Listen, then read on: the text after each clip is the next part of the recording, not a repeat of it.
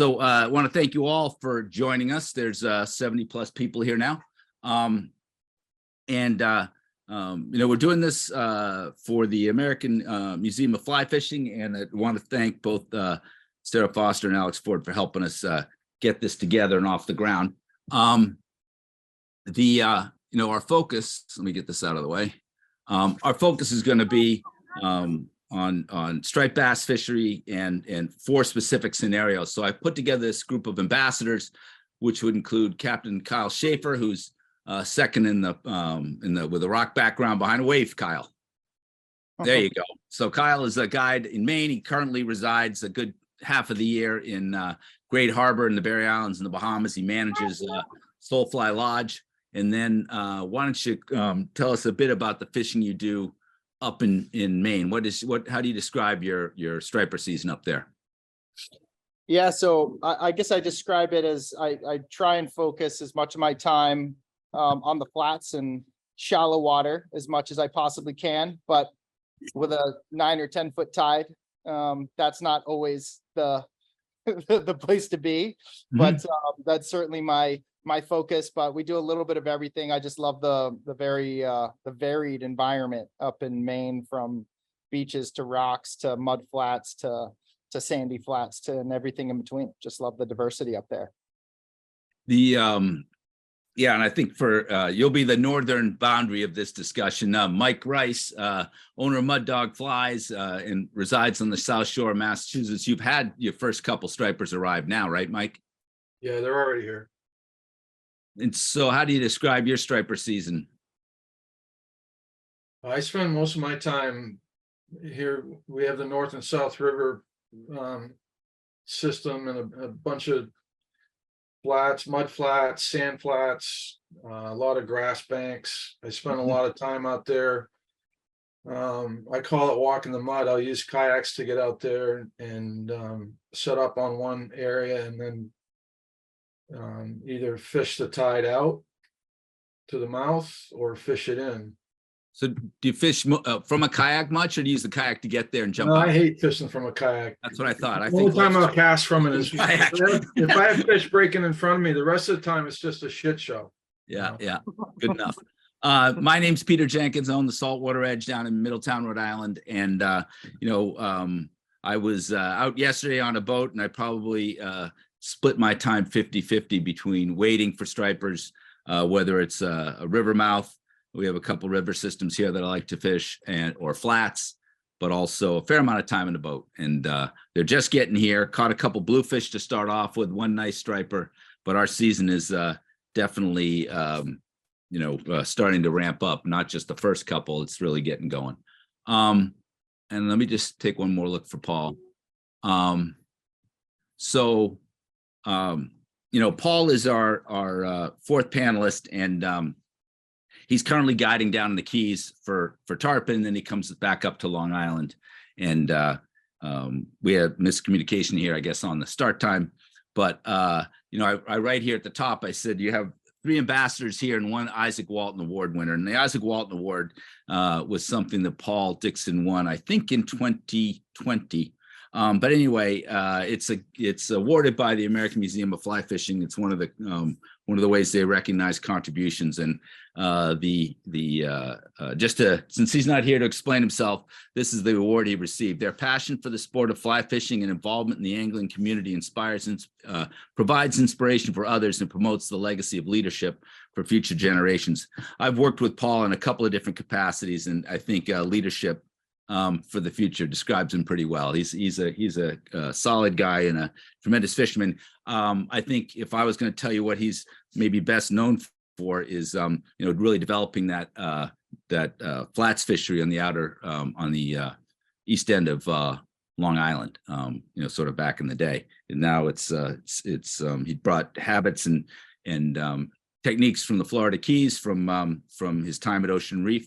I think it was Ocean Reef, up to Long Island. So here are the way we're going to do this. Let me advance this slide. What's happening here? There we go. Format. All of you guys, all the attendees are muted, all 80 of you, and thank you for your time tonight.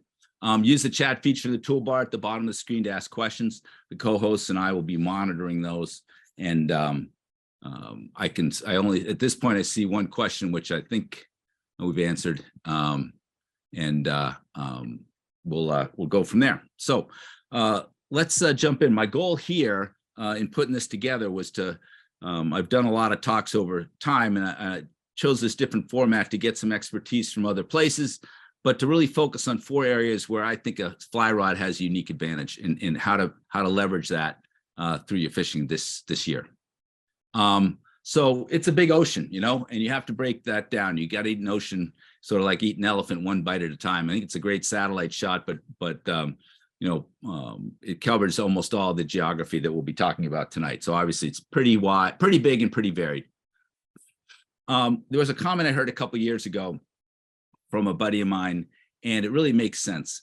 He said, in New England, you know, we kind of have 10 2-week seasons. Now, Kyle's up in Maine might be different what's actually going on in that 2-week period, but they have progressions, right? They're driven by the migration, they're driven by food sources, moon phases, temperature, length of day, all these things make it so, for the most part, what worked 2 weeks ago needs to be adjusted or tweaked to continue to work, okay?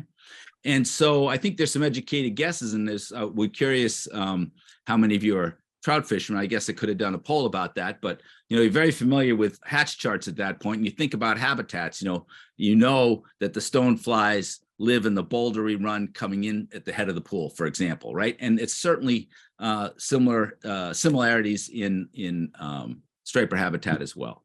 But recognizing we're from a couple different regions here, you know, your mileage may vary, but I believe the premise of 2-week seasons and some educated guesses holds true. So, what makes a good fly rod situation? When and where would you focus your efforts? What's the game plan? We'll talk about common baits and get some feedback from the boys here of what their experience is and what tackle and tactics they needed to capitalize, and what a few of their favorite flies might be. So the first place we'll jump in is, here's a question. All right, give me one sec. All right. Hey, Kyle. Yep. Can you send Paul Dixon the Zoom link? Sure. Thanks. No problem.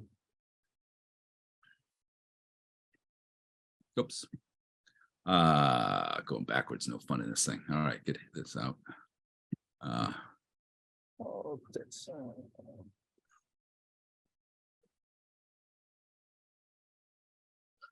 All right. So estuaries, this is Wacoit down on the Cape. There's actually, I'm not sure what the other one is right beside it, but they're 2 big estuaries. And this is another example, if you will, of an estuary, the narrow river that we have in Rhode Island here. Whoops, too quick. This is actually a river mouth, but again, like an estuary, it's close to the ocean. So an estuary is defined as a partly enclosed body of water along the coast where one or more streams, rivers enter and mixed with fresh water and seawater. A bay is defined as a body of water partially enclosed by the land, but that is directly open or connected to the ocean. So estuaries have that mixing of fresh and salt water. That's what makes them a unique habitat. The diversity of habitats enclosed in estuaries, enormous abundance of species, fish, shellfish, lobsters, marine worms, etc. It's interaction between land and sea and fresh water, and they're among the most productive environments on Earth, 20 times more productive than the open ocean. So there's a lot going on in estuary is the point. And, there are some opportunities to take advantage of it. So estuaries is probably where the season starts for most of us. It starts with big baits commuting back to their home rivers. That's certainly something that both Kyle and Mike experience, right? You have those kinds of migrations as well, right? Big baits make up a good part of your fishery, right, Kyle? They do, for sure, especially the past 6 years or so. We've had we've had a lot of good schools of menhaden up our way, and we've got river herring and lots of mackerel. So we've always got some big baits around, whether it's one of those three or another, and even juvenile pollock in the rocks. So we've got some cool big stuff to mimic up there. The Mike, same for you, right? That north and south rivers is really that's the food engine for your fishery, right? Yeah, it's just a big kitchen. Yeah. That's good. The trying to get Paul, he's joined us. Can you hear us, Paul? I can. I'm sorry, you guys. I did not have a link. I was here at 7. Yeah, I apologize for that. Yeah, no worries. We're just starting off with Estuary, so you're well timed. You might be able to make your video work. I think I've done what I can to enable it. So take a look. All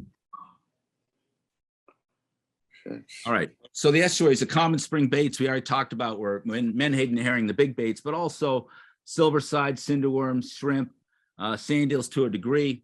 You find sand eels at the mouth of estuaries later in the spring.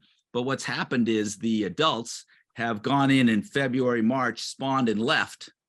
And then the eggs or larvae or whatever you want to call them are in the estuary and eventually start to look like sand eels towards the end of May or into June, depending where. Silverside's a common estuary bait, mummy chogs, cinder worms. So let's talk about tactics. One of the things for estuaries is they warm up first. You need 50 to 55 degree water temps, and then it seems like they turn on overnight. Shallow, dark bottoms, mud, gravel holds the sun's heat. So a low tide in the middle of the day bakes that mud, and then the following tide is warmer water. And that's what gets things moving. I was on Narragansett Bay yesterday, and the water temperature was 56, which really shocked me to be that warm already. But we've had a lot of days in the 58 to 65. Nothing really warm, but it does move the water temperatures along. So in estuaries, certainly early in the spring, you want to think about the colder water and warmer water, and think about a thermocline. The warmer water is the areas you'd want to focus on. Certainly top of the tide, they could be anywhere. So a dropping tide where it funnels them a little bit, maybe off a darker bottom, is a place to think about. And for me, I like to think,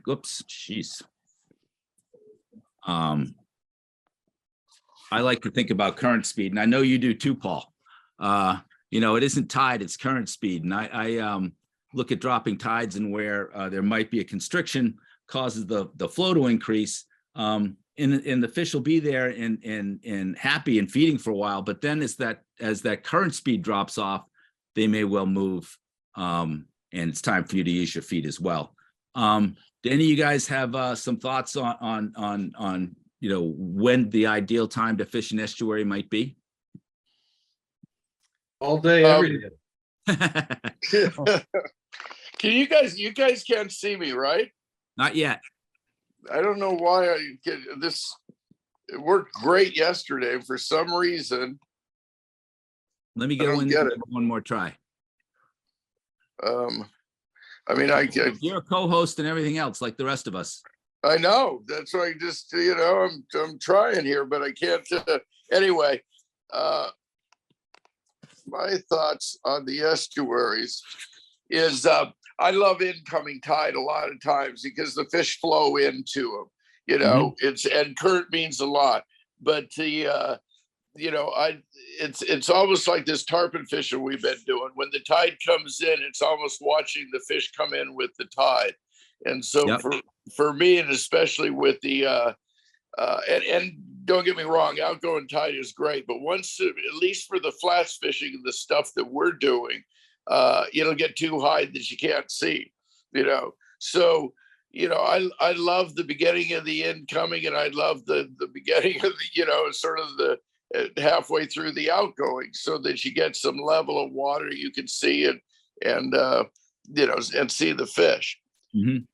The other thing I failed to mention is that I think there's some other talks that I do about reading the water and edges, right? And fish use edges, and each of these different species have different strengths, right? The striped bass, certainly powerful tail. They're good in strong current. That's their physical advantage. That's when they're going to have the greatest physical advantage over the bait, right? And so I totally agree, Paul. The idea of flooding in with the tide and then dropping back as the tide drops out. That one of the things I notice is the current speed. Sometimes you fish a spot, a point or something like that in the dropping tide, and pretty good tails off. And it's probably time to find another constriction, another place where the current speed increases, another place where the striper has its physical advantage. Anything to add to that, boys? I think about Jenks, when you're talking about current speed, we have in between us and Maine and New Hampshire, we've got the Piscataqua River with one of the fastest tidal currents in North America, and it just rips through there. And you could be a difference of 30 or 40 feet away from a current that is super suitable for fish sitting in that current to be feeding and being happy, to current that is just way too fast and way too much work for them. So it's really cool to kind of see that river in the earlier parts of the season when there's lots of bait flowing through, there's lots of surface feeds, and just paying attention to where those fish are setting up. That's kind of this optimal places where they get the most protein with expending the least amount of effort. You make the point about current speed, versus tide. I think, it's pretty common to read a tide chart and make that your action, but you really got to look at what's going on and make that judgment like you just described. That's too much current. That's the right amount. Right. So tackle for estuaries, lighter stuff, 8 weights, maybe a 9 weight, maybe early in the year, the earliest low and slow with a 250 or something like that. That's a great occasion to use a clouser, a medium pace strip. Things are just kind of waking up. And I would say that's certainly the case, probably more in the Mike and Kyle area now. Our water's pretty warm and they're aggressively hitting flies. A couple of retrieves like a wet fly swing, but low and slow is what's been effective for me in the earliest part of the fishing season. What about you guys? Do you have any thoughts on retrieves or tackle you prefer for this scenario, the early season? Well, I think you're absolutely. Oh, sorry.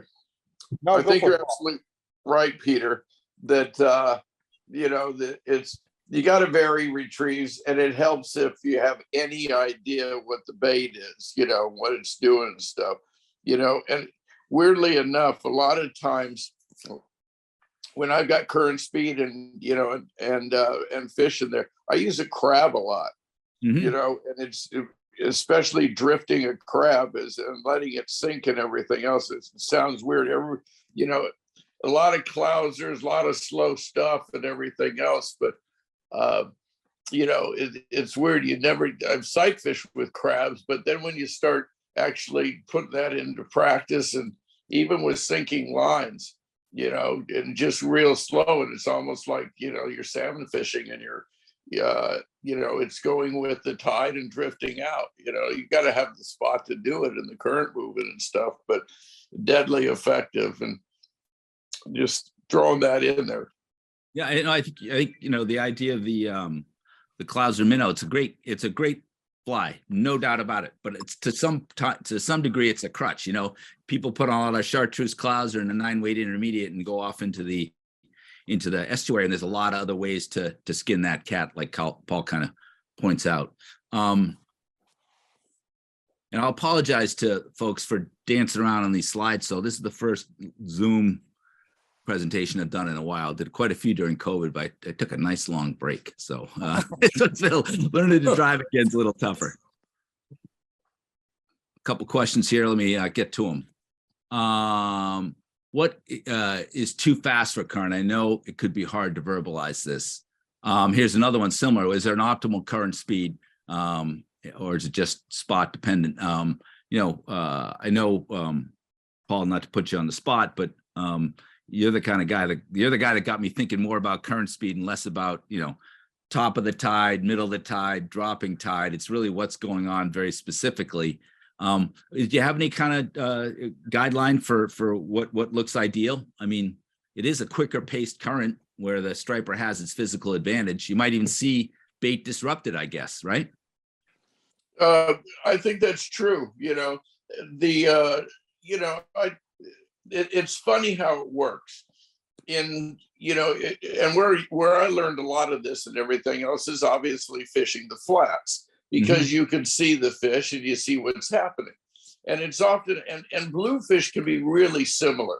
And I don't know if you guys run into it, but everybody thinks that the bluefish is easy, he always bites and everything else. He's not, and if the current isn't moving and everything else, he's as hard as anything, spooky, and he won't eat, So the same thing with stripers. When we would see them on the flats, like we pull along and everything else, and the tide's dead, no current, and they'd be sitting in troughs. And you could throw till your heart's content at these fish, they wouldn't eat.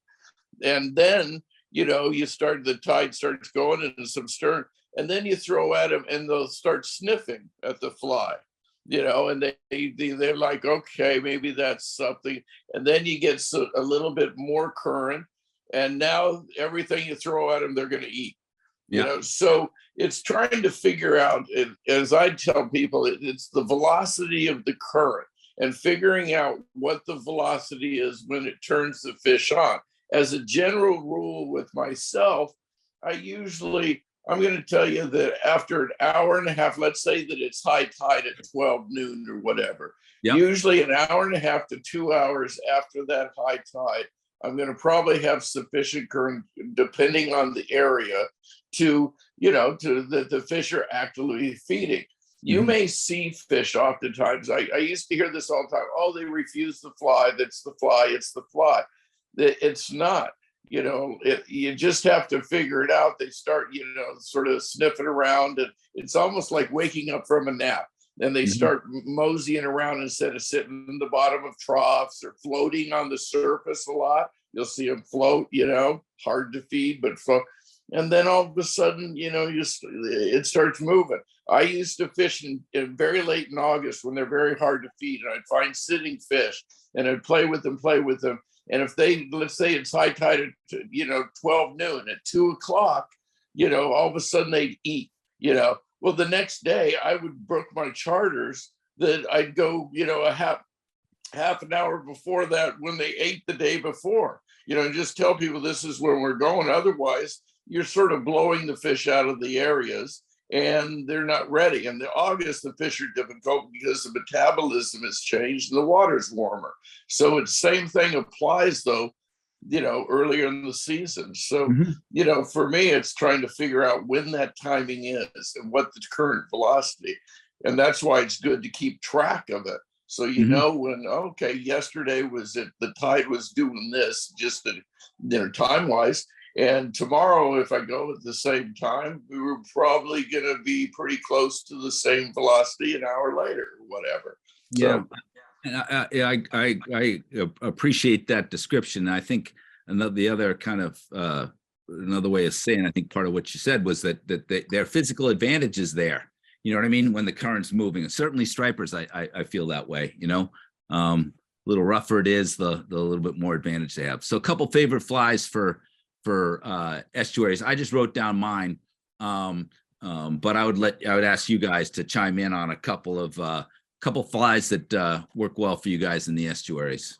Maybe you go first, Mike, the fly tire. Yeah, anything similar to a raised fly, long, skinny, sparse. And then something kind of equal in length, but more tubular, a little more body to it.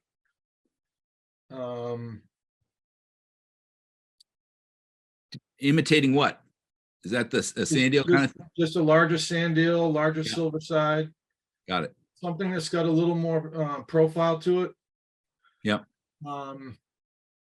And then particularly one of my favorite flies in the backwaters from around here to up in Kyle's neighborhood to southern Maine where I grew up, even down into near you and Rhodey. One of my favorite flies is a number 2. I tie a number 2 orange Crazy Charlie for the shrimp. Yeah. And I don't like to, ever say never or ever say always, but Right. It works more than it doesn't. Yeah, that's great. That's great. Make it a note. My largest striped bass came on one of those at dead low on a sand flat at high noon. Wow. 42 inches, ate this little tiny There you go. bug. So And was you bouncing that on the bottom or was it in the flow? no, it's bouncing it on the bottom. Yeah. Nice. Nice. How about you, Kyle? I guess when I think estuary, I'm thinking, shrimp and crab. I think most of the time that I'm in there, I'm pulling around trying to sight fish. So for green crabs, which is the majority of the crabs that our bass and Maine are eating, merkins, green merkins, darker tan, light tan, they'll kind of, our green crabs will come in a whole plethora of different colors. So I kind of just in general, just kind of trying to match the color of the flat, flexo crabs. I find again, it's kind of more about presentation, on how presenting that crab versus necessarily the perfect pattern. And then I love shrimp too, because I think shrimp are honestly a little bit easier to fish and, you can kind of bump it through and, where I think the bass are, looking for a crab that they're stalking on the flat to be acting in such a specific way that it can be a little bit trickier to fish. But, and I guess, those are kind of the go-tos for me, for shallow water on the flats. And then given the rest of the season, we get some really cool peanut bunker fishing and on the flats. And that, it just makes me think of good times. Wow. Yeah, for sure. Where you think you're all right, we're going into sight fish technical with crabs and shrimp, and you got fish busting bait on edges and coming up with the troughs and fun stuff when you got the bait moving around on the flats. So this last portion of this discussion of estuaries, I wanted to ask you guys to provide a tip or something that what people fishing in estuaries should be thinking about. And I would offer, the birds can give you a good amount of information of what's going on. The osprey is a bird that fishes. They can carry away a big bait like a bunker, like that original slide in the deck. Herring gulls, they're in estuaries, but they'll eat anything. I think of them as sky rats.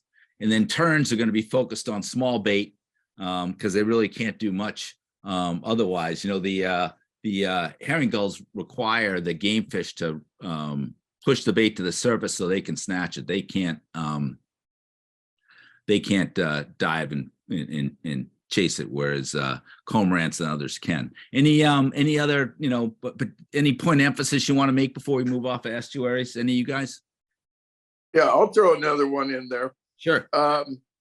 If you're talking about birds and stuff and estuaries, one of the things that I really look for, especially when I'm doing the flats and everything else in early season, is egrets. And the egrets will line up on the shoreline of the grass because the silver sides are spawning, so they'll be literally in the grass and where they lay their eggs, wait for the tide and wait for that's how it works and everything. So oftentimes I'll see little lines, you'll see way back in the estuary, 4 or 5 egrets walking the shoreline, in the grass. And that's one of the main things that, I look for, especially early season in the estuaries. Look for them and it'll tell you where the bait is. And that's usually where the stripers are. There you go. Good stuff. Excellent. Thank you for that. I see a couple questions. Maybe there's something to answer. Andrew, worms are next. And let me, because Paul actually has tied my favorite worm fly back in the day. So a bonus in estuaries before we leave is the worm hatch. And, I think people think of it as the dry fly fishing of salt water. It is pretty cool. It's pretty specific thing. To where you're going to focus your efforts are estuaries over mud bottoms, generally south facing coves, or where they start. That's a roadie thing. Midday low tide is ideal.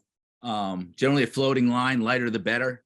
The worms themselves swim with short straight bursts, and worm flies are generally about 2 to 6 in size. Without, we could do a webinar on worm flies. People on worm hatches. People get pretty engaged on them. But before we go to Paul, what's the experience with worms north of the Cape? Do you have a different worm or a worm hatches that time with the striper's arrival? Is that something that happens in the north?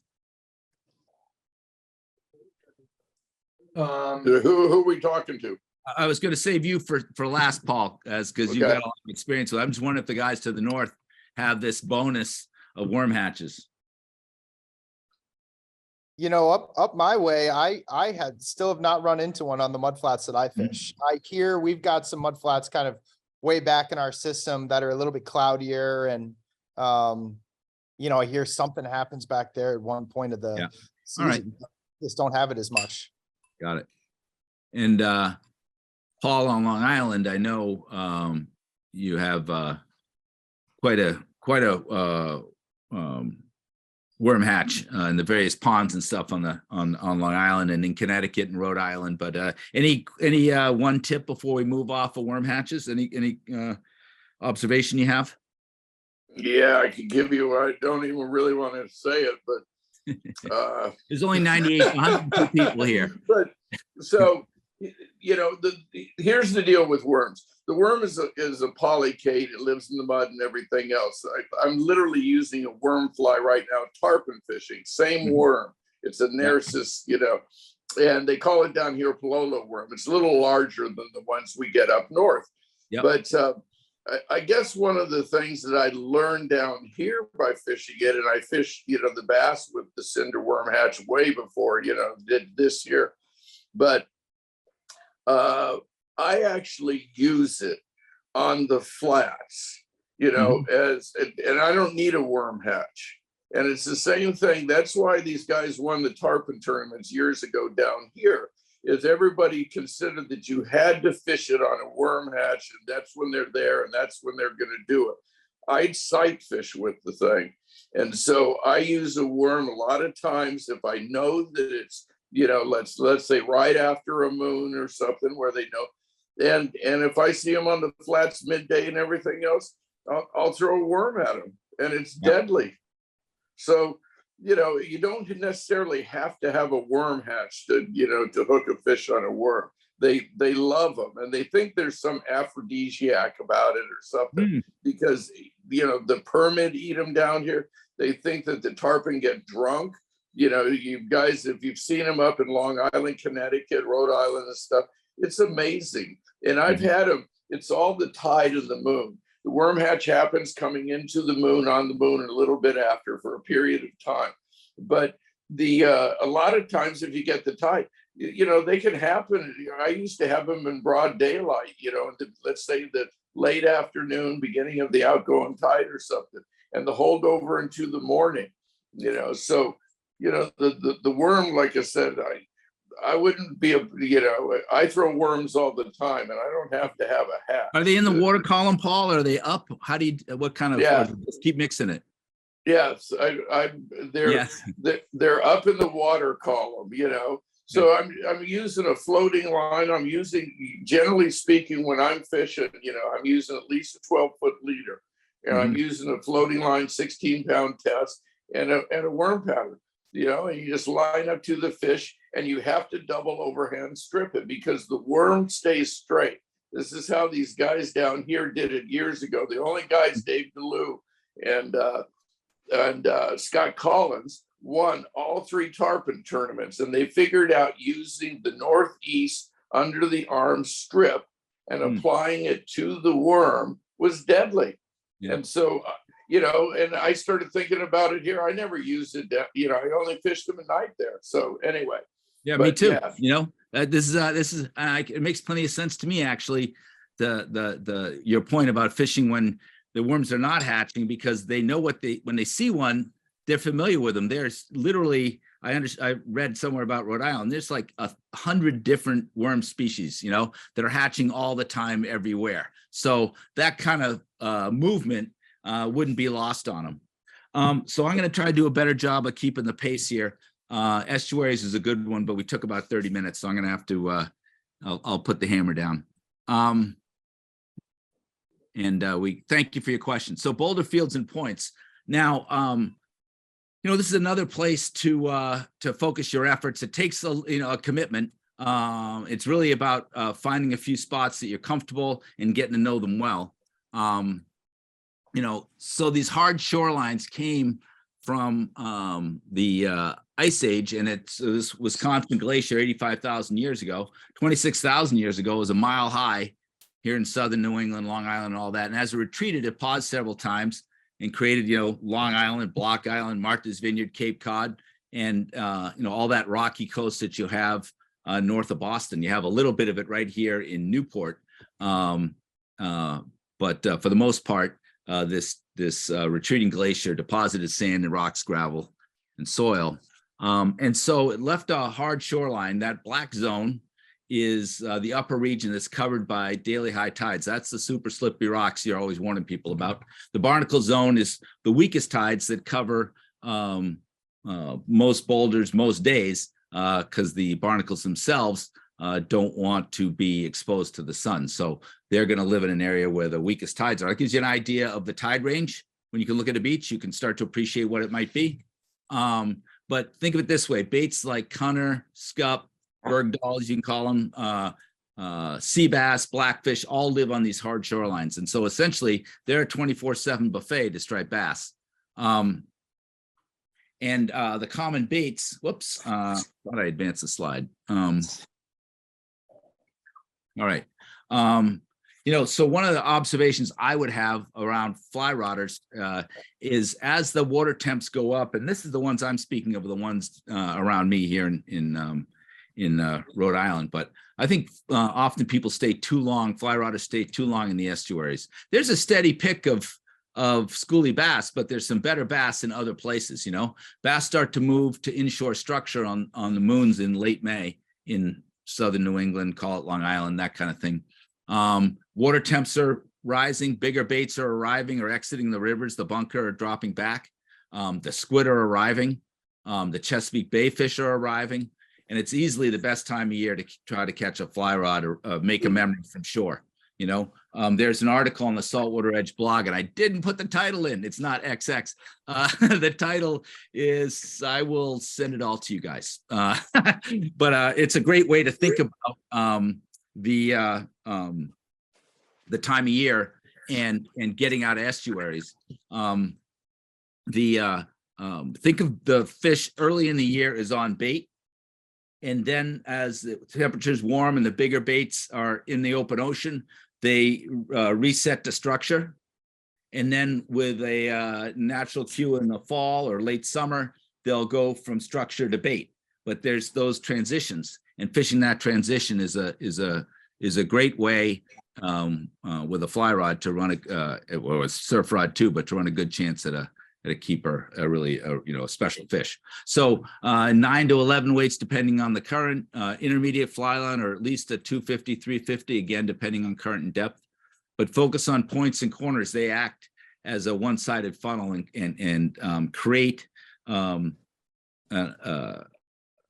combination of bait, current, bass, where the bass has the physical advantage. So you want to look for those. Deep water close to shore is even better. And here's an example of deep water close to shore, and I'll show you the next one. I have a buddy of mine who was diving and watched, good sized stripers come up off of, I don't know if you guys see my cursor, but over here on the right-hand side, you can see the drop off, 5, 7, 13, pretty steep drop off to 3. And that's the kind of place they would access a boulder field like this and feed on that abundant bait, that 24/7 buffet that's there. And then this friend of mine who was diving said he just watched a good fish come up onto a boulder field, have a slow pick of 2 or 3 sea bass, and then slide right back into the deeper water, satisfied and maybe sit there and digest his meal. So these boulder fields adjacent to deep water are great, steady buffet for striped bass, and give them the safety of getting in and out of there. And I would make one comment about this slide and then turn it over to the rest of the panel.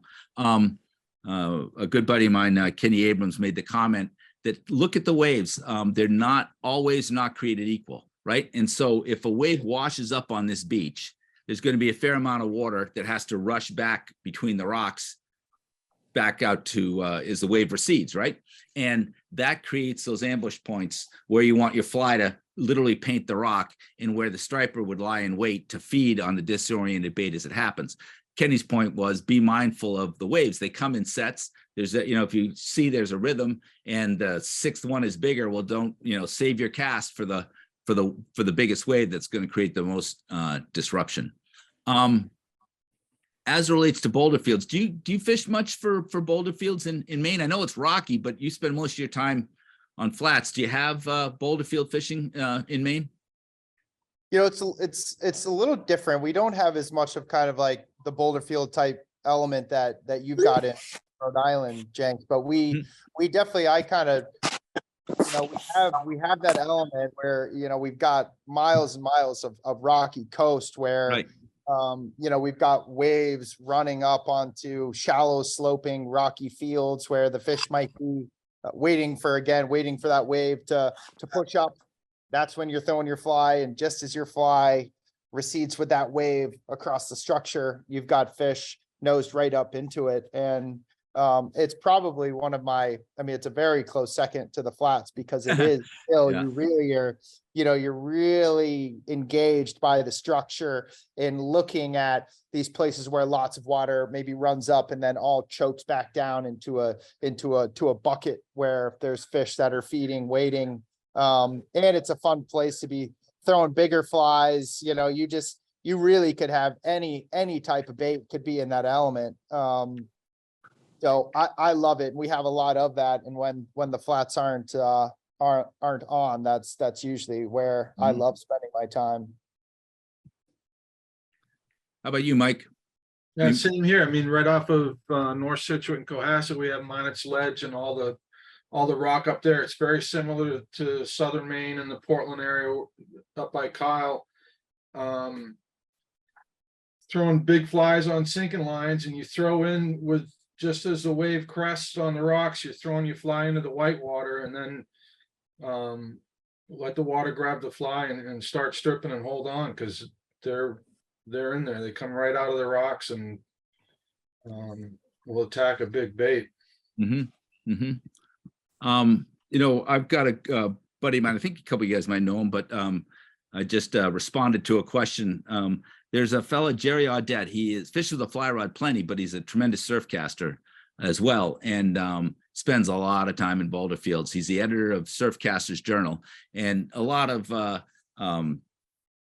there's a lot to learn from that audience. Pursuing striped bass as well. And there's a magazine, an online magazine called Surfcasters Journal. But I know Jerry Audette, that's his name, did a series called Surf Scenarios, and he did a great job describing how to fish boulder fields and really breaking it down further than we'll be able to do today. But the takeaway I've heard so far is whitewater, and recognizing that the boulder field, whether it's a series of boulders or the cliff faces that Mike and Kyle are describing, create that white water, create a disrupted, chaotic situation, and the striped bass physically dominate in that kind of scenario. You put any time into boulder fields, Paul? I used to quite a bit. If there's areas I do it, but much more in my bigger boat and everything else. And Yeah. we may have some on the where I'm doing the flats, or certain areas that hold big boulders with flats inside, and they seem to go back and forth between them. Mhm. They're sort of holding out by the boulders, but when it's right, they're inside on the flats. But I don't spend a lot of time in big boulder fields, because there's some in Montauk, and there's some areas, and there's some really rocky areas, and they don't call them rockfish for nothing, Right. But it's funny because the stuff that we fish, I think anything, it's weird with these, boulder fields are great, but a lot of times just transition, from, you look at dark areas that maybe hold, small boulders, one big, but for some reason, bottom like that, or structure, or anything like that, it just seems to hold fish. So if I got a dark area, that's sort of where I'm going to fish. So, whoops. Let me go back one. Wanted to ask you guys about flies for boulder fields. For me, it's certainly the case that sluggos work great in boulder fields, and big razzle dazzles are, for me, a good example of has a similar action. But the baits on the bottom, the cunner and all that, the tog and the sea bass are all dark with broad profiles. So I do some of that. But do you guys have any thoughts on, and for whitewater? We have a pretty, it's called a whitewater witch. Ray Smith designed it. It's 40 or 50 years old, but it's basically the original synthetic fish hair in black. And it's a thin, narrow bait, and you toss it in the whitewater, and that black-white contrast, they only have a second to decide. That's been effective for me. How about you guys? Any thoughts on that whitewater fishing you do to the north? I guess I love, from just kind of a general pattern, I love hollow flies, and it really just kind of depends on the size and color, more based on, the time of day, and really kind of the time of year. But I love it because it's, hollow flies are easy to throw.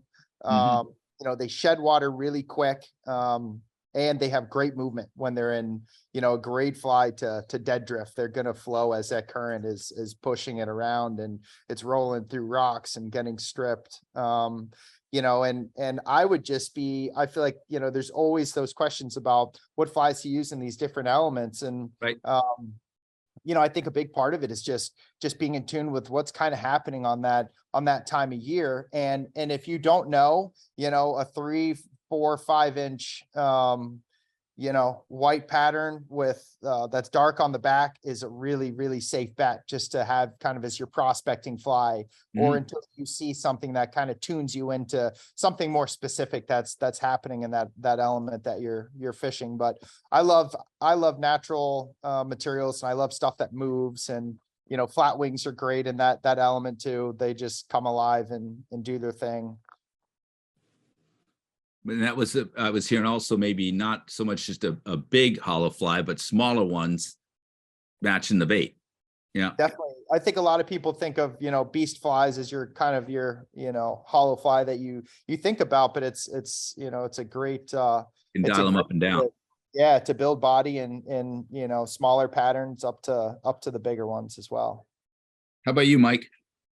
I'm in agreement with Kyle.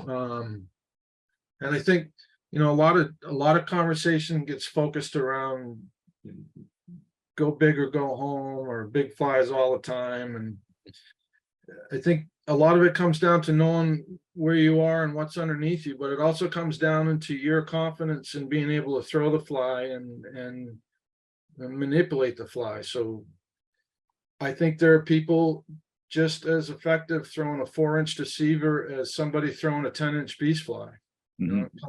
It's all about the idiot at the expensive end of the stick at the end of the day. Excellent. So I would just make one suggestion. If you haven't taken a look at Navionics, it's an app for your phone. And if you're wading fisherman like I am, a good chunk of the time, it's helpful even close to shore. It is There's whole ways to use it as your software on the boat too, but that's where it came from. But it's useful for finding this type of structure, particularly hard structure. Any other hard shoreline thoughts from you guys? Any tips or anything like that? Or we covered pretty good? Excellent. We're back on pace. I'll show you this. This is a Newport tradition. One of the challenges is it takes a big meal to move bass off summer structure. And the humps we're looking for in 2 to 8 feet of water, or 8 to 12 feet of water. But there'd be a hump that might come up to 6,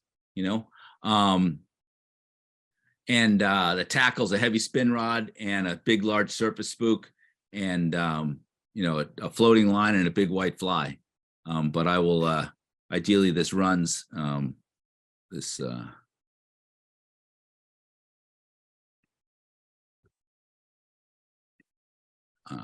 12:25. I just skipped right by you, Kyle. There's your lovely wife. Sorry.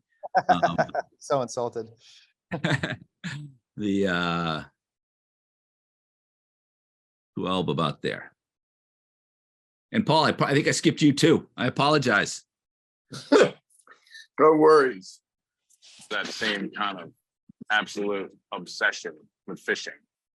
There's not a lot of guys I know that want to get up at 2 a.m., 3 a.m., or whatever time we need to go and fish 15 hours straight. That was a nice fish. That was a big fish. There's your white Bait and spook. switch is unique, specifically for the teamwork. You get the top water strike, you get the fly cast. It takes a team to put it together. We know each other's moves. We don't even talk until the fish start hitting the plug. There's really little communication. Oh my God. Okay. Good cast. No, geez. Nothing. Someone get with you. I got it.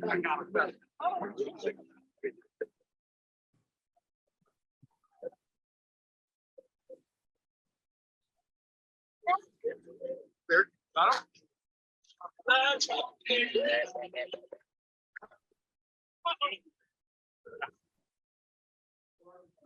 So you could do that. But that's a movie from last year called Hardlined. But the bait and switch is a pretty effective technique, whether you're doing it on structure or using a spin rod to find the fish. Though that in that situation, the plug, it's a hookless plug called the dock, but casts okay. But then we have a big white fly we call the nurse, and you throw the nurse right in beside the dock, and yank the dock out of the way, and that's the bait and switch. Moving on to probably my favorite part, flats in the intertidal zone. We got 3 experts here, so I'm going to try and do a lot of shutting up and let you guys have at it. But my point here is it doesn't take much. This is a simple flat in down on the Cape. And the intertidal zone is this, you can see along the coast here. I don't know if you can see my cursor, but on the right-hand side of the screen, you can see the bar and some remnants of water in that trough, right? So there's what you can see. It's a low tide shot at Napatree Point in Connecticut, or in Rhode Island. It's the last point in Rhode Island. Watch Hill is in the upper right-hand corner of this picture. And so that you can see the bar that's formed off the beach. You can see the trough along the length of it. Remember that, because I'm going to show you something later from that trough.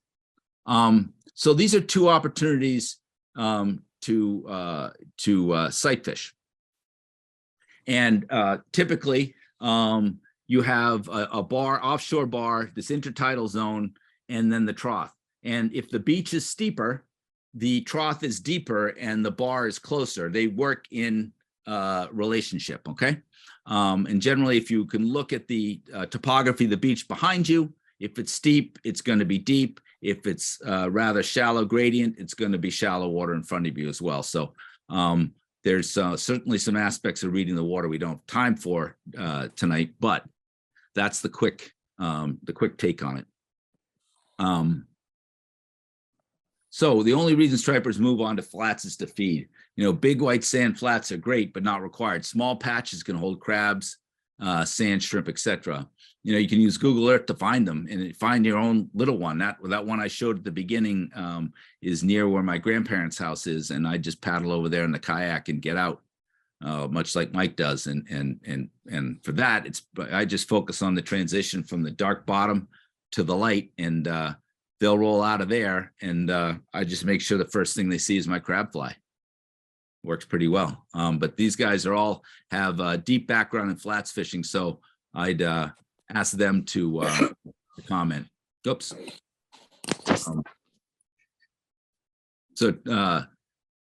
Paul, since you spend more time on this kind of flat, this is Barnstable, but it's a bright sand flat. You know, what do you have for a couple of considerations when you get into fishing in a bright white condition like this? You can see a couple stripers over here on the far left headed my way. Paul, what do you have? I mean, you know, I think the number one thing on flats is, and especially if you're wading, I fished for years a flat up in Nantucket, and you had to up to your neck to get out in the trough, but then you could get up in the flat and you had, it was up to your, knees, very doable. The main thing was figuring out the tides, when they're there. If it's me, I want the bottom, of the last few hours of the outgoing and the first few hours of the incoming, just depending on depth and depending on flat. And, it's the same principle, sort of go out with the tide and come in with the tide. You sort of work your way back.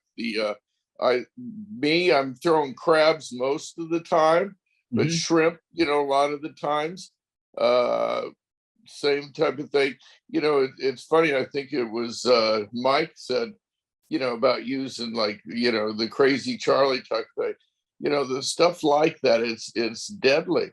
It's you just don't know. Like I said, my thing is I'm mostly throwing crabs, but a lot of times all of a sudden they're not doing the crab, and maybe you notice there's little sand eels, around. Always be observant and go out with the tide and come in with the tide. That's sort of the deal with it.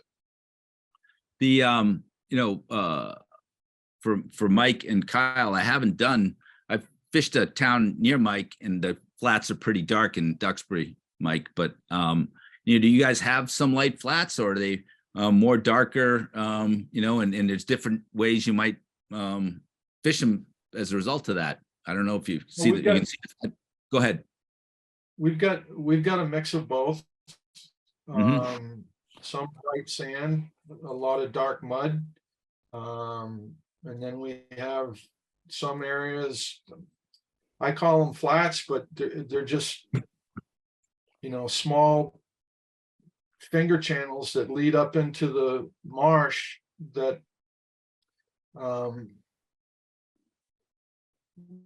color of the bottom changes the deeper in you go. So I see. It's like Paul says, it's all about knowing what's going on around you, what's in there for bait. I used to carry every fly known to man with me, and now I carry like 4 or 5 patterns with me, a couple of each, in one box in my pocket.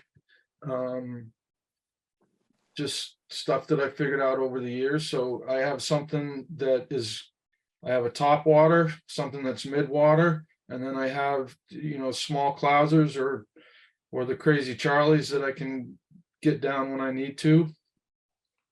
And it's all dependent on what I see in front of me. If it's sand eels, if the crabs are coming out of the grass or the shrimp are coming out of the grass, then I change it up. Yeah. And for those patterns, for the most part, match the bottom. Are they fishing down off the bottom? So I'll carry light and dark with me. Okay. So dark bottom gets a dark fly, a light bottom gets a light fly. Yeah. Kyle, you got something to add to that? Yeah, and it's kind of the same up my way. I find we've got a lot more, we've got a lot more sand on the coast, and You've got a lot of sand where there's a lot of water moving through kind of mouths of bigger rivers. And then as you get further deeper in, you're getting into more mud and, stuff that you can't necessarily weight as much, but you can pull it. I find in my areas, I feel like the sand can be harder to fish. Or maybe the fish aren't quite as willing. For at least in my zones, the mud feels like if there's a fish in shallow water on the mud, that fish is there to eat. I find a lot of times we might be seeing transiting fish through by river mouths on sand, and these might be tough fish to feed, especially as you get into the middle part of the season, where fish are a little fatter and happier. But, if you go to the mud, whether it's August or whether it's June 1st, those fish are pushing up with that incoming tide to find shrimp and, small baits and crabs. And, the mood every day is a little bit different, but sometimes I think they're definitely tougher than bonefish. Sometimes somebody drops a fly behind them and they spin around to eat it. So I feel like it's the mood certainly will change every day. But, for me, I feel like the strategy really changes kind of the further away you get from open water. And also I think, for us, the size of the fish changes, on sand, you might bump into, to some much bigger fish, and we'll still get big fish on mud, but it's much more rare for us to kind of have fish over that 28, 30-inch range to be feeding shallow on our mud flats. I remember at least 10 years ago, we had a lot, we'd be seeing that a lot more frequently when you had more big fish in the system up in Maine. But, and the techniques definitely change quite a bit. The mud for me, it's really, success with crab and shrimp, and you really can, if it's done, if you execute it, it's, you're usually going to get tight. Where the sand feels like it's a little bit more guessing and testing and trying to find the right fish that are keyed in, that are feeding, and birds are just moving through. Yeah, exactly. Yeah. Got it. So that trough I showed you out at Napatree had this fish in it, right at your feet, right in the wave. Pretty remarkable. So, at least for fishing those intertidal zones, like that beaches we have in South County, Napatree is one of them. I generally get on a higher piece of ground and look down the beach to see something coming, then I'm able to lead it. So they come upon generally a crab or a sand flea or something like that that's in this trough, this wash, and you'll see fish, swimming by inside of the swimmers. The swimmers are out there frolicking around and the stripers are rolling by them. Here's a question. Yes. Hey, Alex. Yes. I'll step out into the water a little bit and cast down the beach, not out, but down. And, you want the fly to be on the bottom, as best you can. So I think we talked a bit about flats, tackle, longer leaders, the bait doesn't attack the predator typically. Look for that gateway. It's great to have the sun at your back that gives you the best visibility, but you take what you can get, and look for movement, look for shadow. You're not rarely going to see a whole fish. Let me go to the next slide and then ask you guys for we covered flies pretty good, but consider this. I'll give you this take, and then I'd love to hear from you guys on your for flats. The bass are in the middle of the water column. I feel like they're more likely they're eating sand eels or maybe, as Kyle points out, on the move, and you're going to have to try to, get their attention. But if they're moving low and slow, they're probably there looking for crabs. And I agree completely with Kyle. They go on a flat to eat. They're there for a reason, and so if you can find where they enter, you can be their first meal, and they're aggressive when they get there. What do you guys have for pro tips, if you will, for fishing flats? I'll start a little bit. So a lot of times you'll notice, especially wading, like up in Nantucket and everything else, we call them high riders. And a lot of the fish are up on the surface. They're just under the surface. And it's almost like they come surfing down the waves, and they're actually not on the bottom. There is fish on the bottom, but a lot of times the fish are up. So, oftentimes when I'm using a crab, I rarely have it on the bottom. I rarely get fish that way. The main thing that I find myself with crabs is that I'm going to lead the fish. If he sees the crab following it, he usually eats it, and I'm tight to the line. And I'll tell the people, then you'll see him, he'll come up in the water column or he'll come down and get it. But rarely do I feed him where the crab is sitting like a permit. He tilts down on it and eats it. They usually, if he sees it fall, you get tied to it, and I'll tell my people, okay, he's got it, strip long. And that's why I really went to the crab. I used to use sand eels and everything else, and it took more to entice the fish and to get the guy to do the strip right to mimic the bait fish. Whereas the crab, and especially the one that I use, is if they see that thing fall, they usually are going to come get it. Usually it doesn't always work, but generally speaking, that's what that I find personally. I using all floating lines and long leaders. Yeah. Excellent. Because I want to be able to pick it up and hit them again if it's not right or they don't see it. And if you're out of the zone and you don't see it, a lot of times I'll bump it a little, to get their attention. Maybe you missed the cast by 10, 15 feet. See if you can get his attention so he swims over. But most of my hookups are not on the bottom, or they're like a bonefish or a permit and pinning it's on the drop. They'll come and get it as the crab is falling. Yeah, that's excellent. I want to add something, because it's cool how it's very different for how we present in Maine, because we have a totally, some totally different crabs that aren't, swimming crabs. So we've got green crabs that are more walking crabs. So they are, it's kind of the total opposite for us, which is cool. So it's just to be thinking about, watching your element, seeing what's happening, seeing how these fish are feeding. You'll watch up our way, on a shallow mudflat, you might see a striped bass tailing with its, big broom tail waving around out of the water, because it's pinning a green crab to the bottom. And up in my neck of the woods, if the go-to presentation, if you can get that crab 6 feet in front of that striper on the bottom, out in front of that fish, and he sees it, my instruction is just to make sure that you have that line tight, wait for that striper to stop over it. You'll see its gills flare,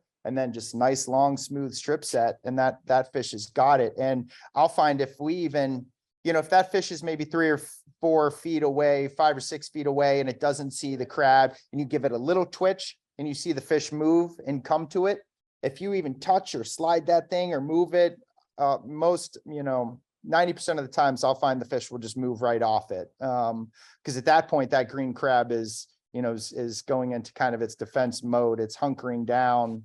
And so, if you don't touch it and that fish sees it, just keeping some contact with that line until you see it either tip down on it or the gills flare. It's cool just how different it is in New York than it is in Maine, and different types of crabs doing different things. Figured I'd just chime in with that. Yeah, and you can get down where you are right now. Another whole set of crabs and another whole set of challenges. Mike, what do you got? In terms of for flats. I'm kind of in between these two. I don't really fish a crab a whole lot. One of my favorite, if I can see the fish swimming across the flat or coming up the beach line, I like to throw a toad out. And you can describe that, because that's a tarpon pattern. Tarpon toad. Yeah. What's the can you describe it? The ones I use are just a simple bunny tail, a short bunny tail, a little bit of flash, and then I'll use whatever I have kicking around. to tie in a almost like a Merkin style body on the top. That's the fly I'm thinking of. Yeah. So it's Yeah. a Merkin styled, like, and then a swimmy tail. Yeah, Got it. just Got enough tail for like a rudder. Got it. Interesting. Um, You fish those The most other of the thing,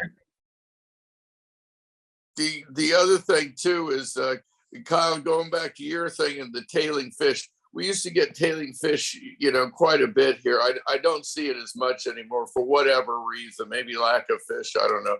But we used to throw a lot of mole crabs, that was one on the bottom, that they would tilt down and you'd see the little hole in the sand flat where they found the mole crabs, and we throw mole crabs at them, and that was pretty productive on the bottom. He'll tilt down, you just barely strip it, he sees it, and and he starts tailing on it.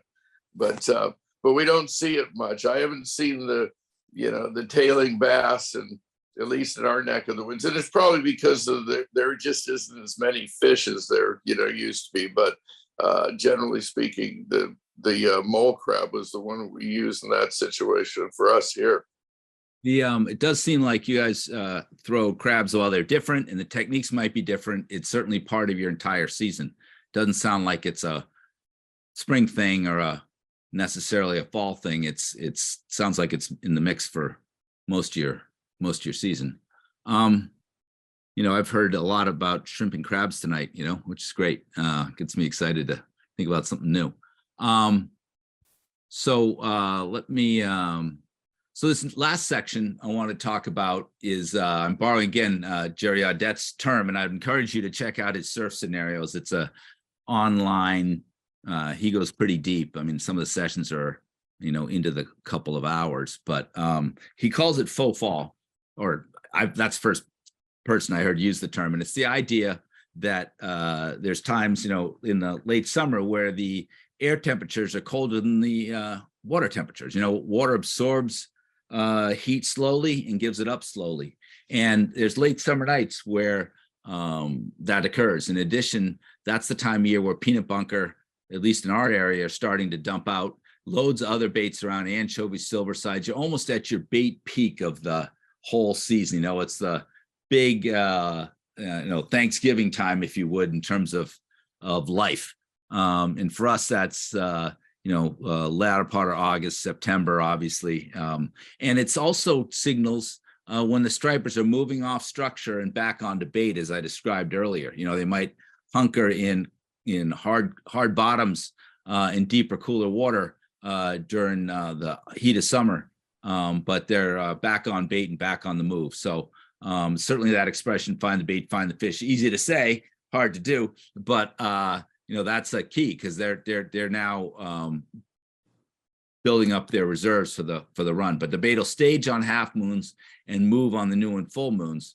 And we have, and I think you got them on Long Island also, finger mullet, which is just a rare bait. But boy, if you ever find them there, they swim the entire coast within about 10 or 15, 20 feet of the coastline. You couldn't find a better fly rod bait. They're just hard to find when you have a fly rod in your hand and the stripers around. All the other two pieces are hard to do. Going to the next. So there's an example of, this is a example of a peanut bunker. And I found something of similar size in Rhode Island, up in Barrington, up in the very top of Narragansett Bay, up near Providence. And these guys will grow, these moons are pumping out massive amounts of peanut bunker that time of year from the estuaries and the creeks, and with the moon tides. And this kicks off this faux fall. But that piece of protein will grow an inch a month. And so by the time it gets to Watch Hill or makes the trek over to Paul's, it's going to be 5 or 6 inches long, 4, 5, 6 inches long. You have similar peanut bunker. I heard you say it earlier, Kyle, right? You have the same kind of scenario, similar timing. Yeah, it seems like we'll get it, kind of into towards the end of July, August. And it just really lights things up for us. I really start to notice them when they're, 2, 2 inches, something like that in length. And just, you can just tell the way fish are feeding on them. They're just going nuts for them. Yep. But yeah, we definitely get it, and it really livens things up. Night, guys. The so the protein, it's the protein that powers the fall run. I think one of the things that happens around here is people have their algae blinders on and they miss the chance to fish for stripers. Peanut bunker are a great bait for the fly rotter because they're tight schooling and they'll create a sustained feed. The smaller ones will create bass rafts, which can be frustrating in the sense that the bass are just on the surface with their mouths open. There's other small, tiny bait that'll cause them to do that, but the smallest peanut bunker in the early in there as they enter the ocean creates a frustrating couple of weeks there. But they're a great bait for the fly rotter because, like I say, they're tight schooling. So a couple things to think about tackle for fall. Lots of casting, covering lots of ground. So I think of one of those lines like a Titan or an Outbound, or each company kind of has its own name for them, but they're the shorter head, not the standard 40 feet, but maybe even 26, 28 feet, really load a rod quickly, reduce the amount of false casts, to 1 or 2 and get your fly back in the water. You need a bigger rod often because there's lifting power you'll need because there's albies and bluefish around as well. And they're generally going to as well dig in, and you'll need the lifting power of a heavier rod. But as far as techniques for fall, why don't I ask you guys for some thoughts there? I mean, I think of it as the bunker schools. Maybe you find squid. Do you guys have any thoughts on fall? It's kind of getting a little cooler. Everything's on the move. What's in your head as to tackling techniques? You want to go first, Kyle? Work our way south. Sure. I feel like once we kind of start hitting fall, for us, it feels like it's kind of that, maybe that first couple weeks of September that we really kind of, start to go through that transition. I always feel a little bit more curious and, when I get into the fall times, because you never know what you're going to run into, and being in Maine, we're not getting the entire mass of striped bass to migrate past us. So we don't have this, we definitely get some really great fishing, but we're not like New York where every fish is going to come past us at some point. Yeah. We've got plenty of fish that never even made it up as far north as we're fishing in Maine. But, you really just start to get fish that are that you can really tell they're feeding well and they're really trying to put on pounds for the migration. So you get a lot of willing fish. I definitely spend more and more time on the rocks. I'll spend more time when I am running the boat and, making a move, really looking to see if we do have some bigger schools that are on bait. And, those are always some of the best fall memories when you just happen across a couple acres of all sorts of sizes of fish feeding. But I'm definitely kind of migrating off of the flats, at least spending a little bit less time there. That's definitely still kind of a part of the way that I fish right up till the end. But it definitely puts me more in a little bit more of an explore mode and keeping the head on a swivel when you're on the coast. Got it. Mike, how about you? What's fall like on the South Shore? My favorite time of I'd say the week, beginning with a few days after Labor Day into the third week of September, I'll move out from the estuaries and the backwater out to the front side into the rock gardens, not really boulder fields, but rock gardens, particularly early morning or late in the afternoon, trying to time it with the tide and get out there, because all that bait kind of congregates in those rocks to hold on to the last part of the heat of the day. And the fish are just in there hammering them. The rock garden you described is that like doesn't have maybe big boulders and crashing waves, but it's a hard bottom? Well, it's a hard bottom, but it's littered with small toaster and microwave size rocks in there. There's a whole lot of structure in there, a whole lot of places for the bait to school up and hide. Yeah. Ride the night out, and first light, last light. It's my favorite time to be out there. Yeah. Wow. Sounds I have some structure like that I'm thinking of, that does not really a boulder field like per se big car sized boulders, but smaller. Yeah, yeah.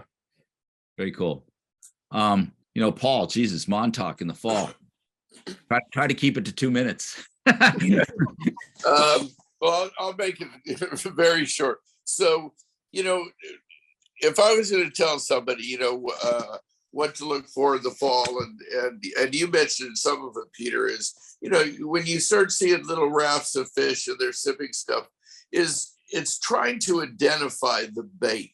What are they actually eating? The rafts of stripers come up and they're sipping and you can't get them to take anything, or, anything. A lot of times what I find is you really got to not only watch the behavior of the fish, the small fish on the surface, and they're eating micro bait, which is probably micro bunker. But the other thing that I use a lot, let's say it's beginning of fall and I'm starting to see some fish and they're working stuff and everything else, watch the birds, even close to shore, whatever you see. I always pay attention. You can't figure out, you can't get them there. There's fish there, there's busting, there's birds. See what the birds are picking up. Oftentimes like, oh, there it is. He's picking up a small sand deal. Oh, it's a teeny bunker. You can see it flipping in his beak, So, that's a good identifier, because it can be hard identifying the bait, what the fish are feeding on. So, so that's one thing that I tell people, and have a sort of variety of sizes of flies. That's why I like Mike's fly a lot that he ties for me. I think it's the Razzle Dazzle, the one that is the, which one? The which one? It's the Dazzle bait. Yeah. So the Dazzle, why I like that fly a lot is that you can trim it, so I can take that fly that's a profile of almost any bait fish or whatever, but I also always have scissors on my boat. So if I notice that, the Razzle is, 4 inches long or something, but maybe that all of a sudden I get bunker that's I can trim it down, or I can make it skinny, there's all different. So I like stuff that I can change, but variety of sizes and stuff is, and trying to identify the bait, I think, is the most important. So I oftentimes find that looking at the birds, looking at what's going on is the best. Excellent.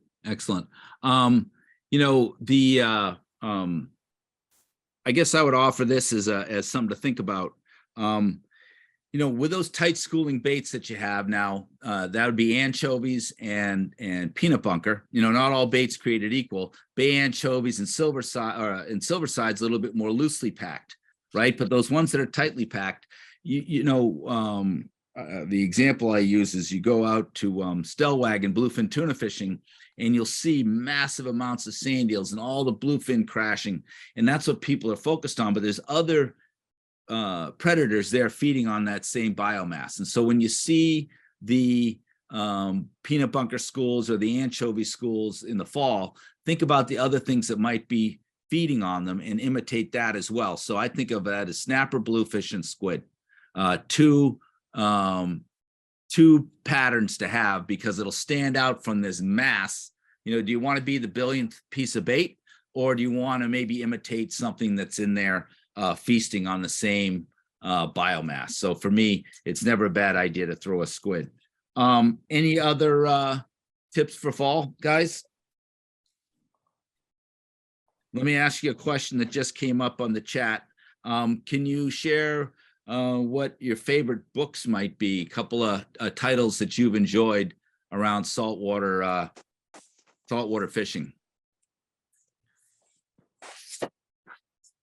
I can kick it off with Striper Moon, Gartside's book Striper Strategies, Ray Bondero's book Stripers and Streamers. Those three really have were influential to me and helpful. And since I'm sending you guys the 38 days article, I'll make a little list of what these guys might say about books. Kyle, you read. What books do you like? That's funny. You named two of the ones that I was gonna name as well. But man, I haven't been doing much reading lately. That's for sure. Well, you read Goodnight Moon every night, don't you? Yeah, exactly. It went from Schaefer Moon to Goodnight Moon. I think another good fun read, which is, just it's not such a learning book, but it's a great book on stripers. The Moon Pulled Up an Acre of Bass. Yep. Yeah. And Peter Kaminsky, I think, did a great job of spending a month in Montauk and writing about the food, the experience, the people. If you're a striper fisherman, it's a great read. And John Applenaut just chimed in, Paul, with Tabri's books. In short, saltwater fly fishing is the title of one of them, I remember. But he ended up having a couple of books, including a little bait book. That I happen to have right here on my desk. But a great way to think about baits and shapes and that kind of thing. Really, it's called Lou Tabri's Guide to Saltwater Baits and Their Imitations. A very an interesting book in the sense of really focus more on the shape of bait than how many legs it might have and its breeding habits. All right, so this is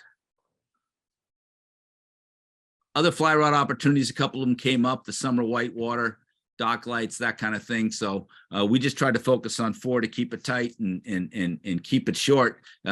We actually spent a good deal more time than I expected. Let me see what 2 questions remain. So where would you direct a fly fisher in southern Maine, Kyle? Is it rivers mostly? Is it where's a good place to experience Maine's fishing? I think a pretty common element that a lot of the southern coast of Maine has is where a rocky point meets a beach. Yeah. Can be a magnet. I'm thinking about a couple places, Penguin Cat Point. There's some really cool places that you can find in kind of that southern area of Maine. And I think there's at some point in the tide, a fish is probably going to pass by. So starting at where a beach meets rock is just a great, very general spot to stop. And if you have an estuary nearby, even better. Yep. I'm getting a number of books recommended, so I'm going to put them down as a list on the follow-up email for you guys, because it is really pretty interesting. I've those books follow me around. Old books, old articles. Jack Gartside might be hard to find, but it's tremendous. So I will include that. So let me get this questions out of the way. And so it's kind of wrapping up here. There's a couple follow-ups that I'll send, but I would apologize again for my hair trigger with the slides. I had a pretty good habit during COVID, but haven't taken a good bunch of months off from doing webinars. A year off, really. It was a little struggle to get going, but thanks for your patience. Thank you all for hanging around. There's nearly 100 people here still. We just did an hour and a half. I think we'll come up with a format that might be a tad shorter in the future. I want to apologize for Paul for whatever reason you didn't have the information you needed to join us on time, but thank you very much for your contributions. And I know you had a conference call last night, and I know you've been guiding almost every day. So appreciate your taking the time to be a part of this. My pleasure. To Mike and Kyle, thanks a bunch. I wanted the northern perspective, so I really appreciate you guys jumping in here, and Mike especially for the time and effort you put into the Fly Fishing Museum and getting Kyle and I involved. So I appreciate that. So the tagline for the American Museum of Fly Fishing, you can certainly learn more at amff.org. But it's located in Manchester, Vermont, and they really do a wonderful job. The tagline I appreciate, so I'll read it to you. Appreciate the past, fish the present, and make your own fly fishing history. But if you're curious about the history of fly fishing, they have a wonderful exhibit called Salt a couple years ago. And I think probably the best way to keep in touch with what's going on over there is their Instagram account is pretty busy. And that's where you'd find out about exhibits and things like that. And it's kind of never a bad idea to go to Southern Vermont. And if you do, go to Manchester and check out the American Museum of Fly Fishing. So again, special thanks to you guys. And if there's any questions or whatever, I'm going to hang here, leave the QA open. Actually, what I'm going to do is leave the screen, go over to the refrigerator, get a beer, come back and sit here, and then answer whatever questions might still be pouring in. So go ahead and fire away if you want. But Kyle, Mike, and Paul, thanks so much for your time. Thank you, guys. All right. Pleasure, Yeah, thank guys. you all so much. Thanks, Thank you Peter. so much. You betcha. See you, Mike. Bye, See you, Kyle. guys. All right. Good night, guys. Bye. Take care. Bye. Tight lines. Tight lines. Sorry, we're not open.